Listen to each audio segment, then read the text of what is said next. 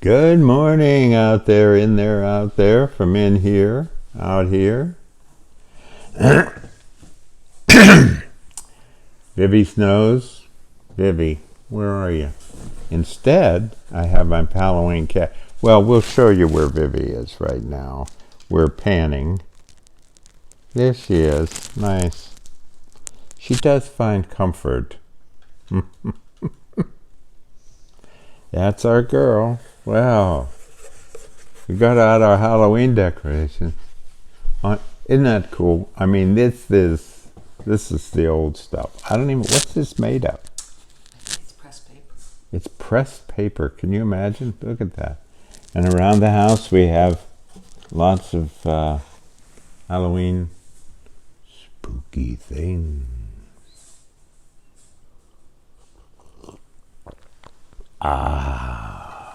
Welcome to Sentimentalist. I'm Mark. Mariana, we hope you're settling in well in your new place in Romulus, where we sure hope they take good care of you. I have on a symbolic shirt. If you look, you see this tiny hole. It's sort of a metaphor, isn't it? There's this whole thing, and then one little thing. There goes the shirt. One little thing. There goes Ukraine. Ooh, chilling. Hey, let's see what's in here. Did I keep track of anything that? Let's see. November 27th. I don't think that's the right one. No. We had the blessing of the animals on Sunday. Vivian was blessed by Reverend Ginny. Pastor Sal was there. And Vivian is now blessed. And maybe that's why she thinks she's better off over there. I don't know. How can you not love her? I tell you. And, yeah, get ready. Halloween, October. The leaves are falling. The leaves are changing. The leaves are... no, I'm not thinking about April. See, if people ask when I moved here, how can you take the winters? And I say, oh, the winters are wonderful, but the spring, the last 2 days, the winter... See, I don't want winter in mid-March and April and the first couple of weeks of May. That's, People should go to Florida in April. Don't go in January or February.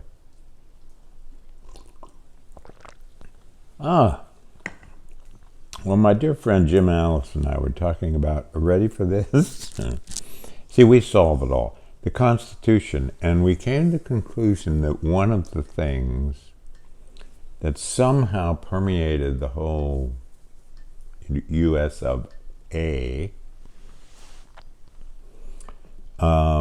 is that life, liberty, pursuit of happiness. Now, the life suggests, let's not get a gun and go shoot a couple kids. But the liberty has been distorted, not into liberty for the other, but I have the right, I have the freedom to.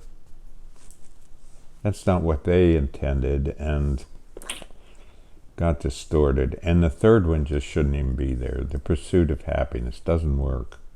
See, happiness is one of those things that when you pursue it, it goes and runs away. And then when you pursue it, there it is. And then it goes, well, that didn't work. See, happiness has to come this way. And you can't pursue it. Now, joy, kindness, yeah. You can comfort. I read not out of interest anymore because, you get to this age and, it's hard. And so I just make my decisions based on what would be comforting. Sometimes it's, checking in on a neighbor, and sometimes it's reading a particular book.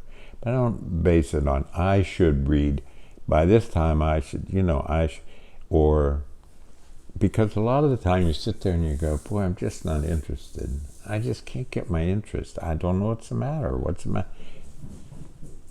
Like this, and decide on what would give me some comfort. And I've learned a lot from Julie, because I was raised to pursue happiness and to distill it, distribute it. Distill it, isn't that good? We'll distill happiness down to a little drip. That's probably a good thing.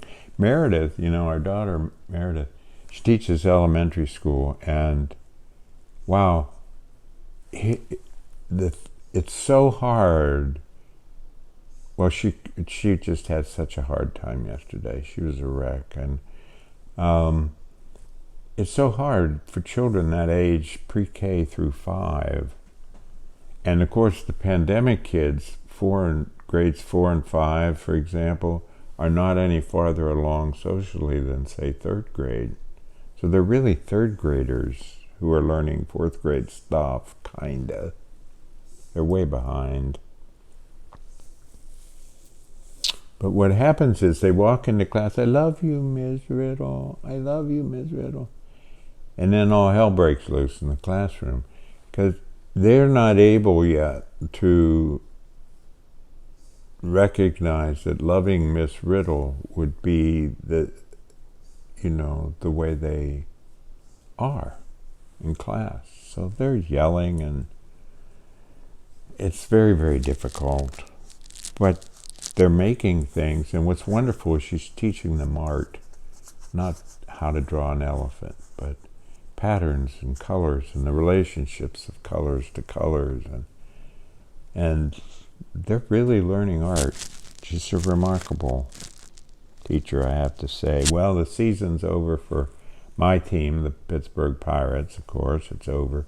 And the melancholic thing about that is I have a dear friend, 90, is that right, Sue?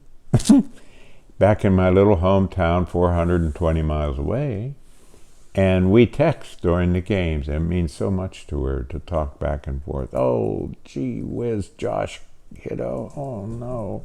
Or, oh yay, and back and forth we go for 9 innings, 162 games a year. And it's quite melancholic for her when the season's over because we're not doing that every day. Yeah. The crop walk, I walk raise money for hunger. If a person has hunger, they can't do anything else. Did you know that? And did you know there's enough food in the world that no one should be hungry? Wonder how we could get that organized. I need another sip, Vivi cup. There is enough food. But if you're hungry, you can't do anything. And there's no cure for hunger. Isn't that a cliche? But obviously, you know what it's like to be hungry and just go to the refrigerator. Julie broke her ribs. She tripped and, oh man, she broke her ribs. And there's no cure for, no, she didn't. She's telling me. I bruised them. I didn't. She bruised them. Now, I've been told she broke them, but she bruised them. So I am now going to feel less sorry for her. Very good. I think that's only appropriate. Yeah. We have a new house. December 1st. Has a pond. It's 7 acres, trees, quiet. All by ourselves on 7 acres with a pond. Can't wait. And Julie's doing all these wonderful things we're going to put up and do and rearrange, and oh boy. And a huge whole suite with a kitchen. Somebody's coming over here. Somebody's coming over here and want to go back there, sweetheart. Look. Oh, my buddy. Oh, thank you. Thank you. Would you like to get down here? Yeah. Down. Cool. Thank you. Look at that. My day is made. So you can't, I told you last week, can't change the world. You can change a spot. Yeah. Yeah. Change a spot. Our dear friends, 50-some years from Pittsburgh, are going to show up here on Saturday. 50-some years we've been friends. And they come here. And Vivi just growled at Molly the cat. That's enough. No, none of that grr stuff. So they're coming, and it's such a nice time. Elaine gets up about 6 and has her coffee. And do Wordle. She has to do that right away. Tom, her husband, gets up about 11:30 and has frosted mini wheats.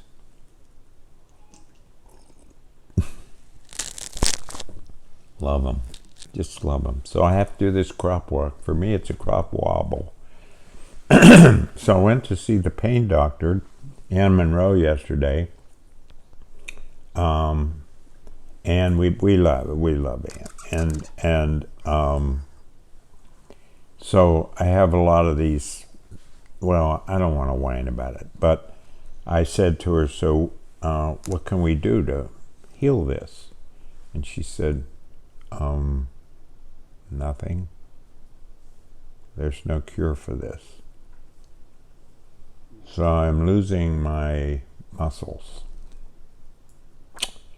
So the irony is the coach's kid, who worked like a dog to be a great athlete — dogs don't work — to be a great athlete and lift and pump and do all that, is now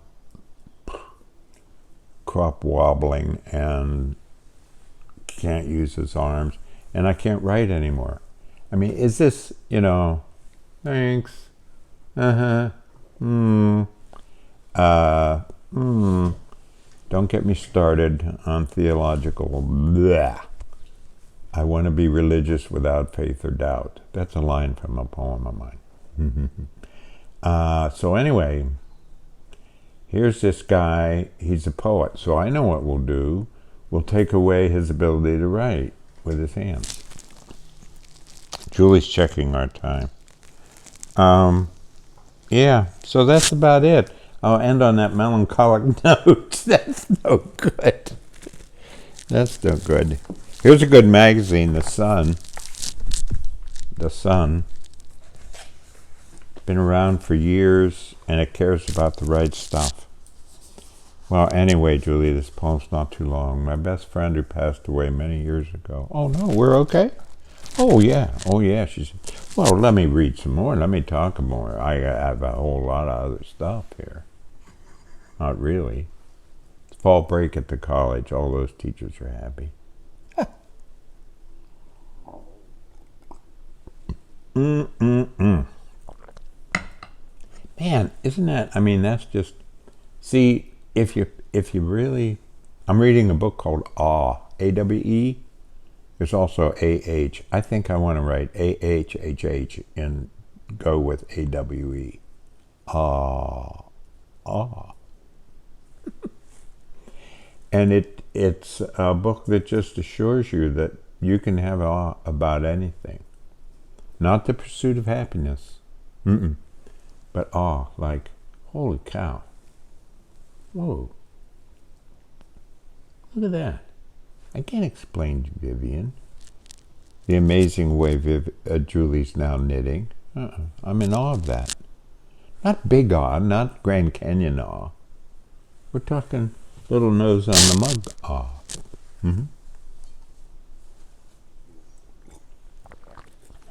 Anyway, The Sun is a wonderful magazine, and it'd be good for you. It really would. The Sun, S-U-N. So this is a poem. It was dedicated for Jackie and John Bartley, and John Bartley was close friend, like a brother.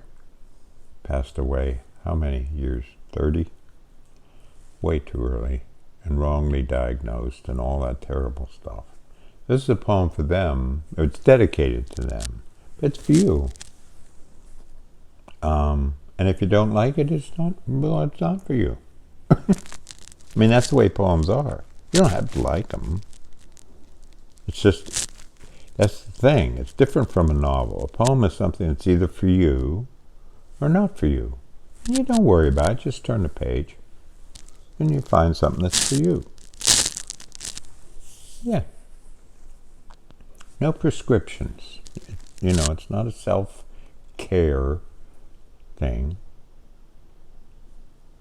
No. Anyway, it should be soul care. Okay. Don't pursue happiness. Crossing over to the other side, we watch the choreography of sky. When October brings its mute reminder, we fondly note the summer, full of second chances. It was at times delightful. Now the season sent by calendar from Massachusetts fills our kitchen. We can see old Goodman Brown, lips pursed against the ribaldry of leaves. Our clocks are ticking, one by one. Our children leave to play the same games over and over till they come apart in sleep. We wonder who we are. We look around. We listen to a string quartet. It's unfamiliar. We think about that as we fold the laundry, stir some soup, make sure the dog has had enough to eat, and find a book or study something. Maybe play a game. Take care. Thanks for being with me. Be kind. Try to be cheerful.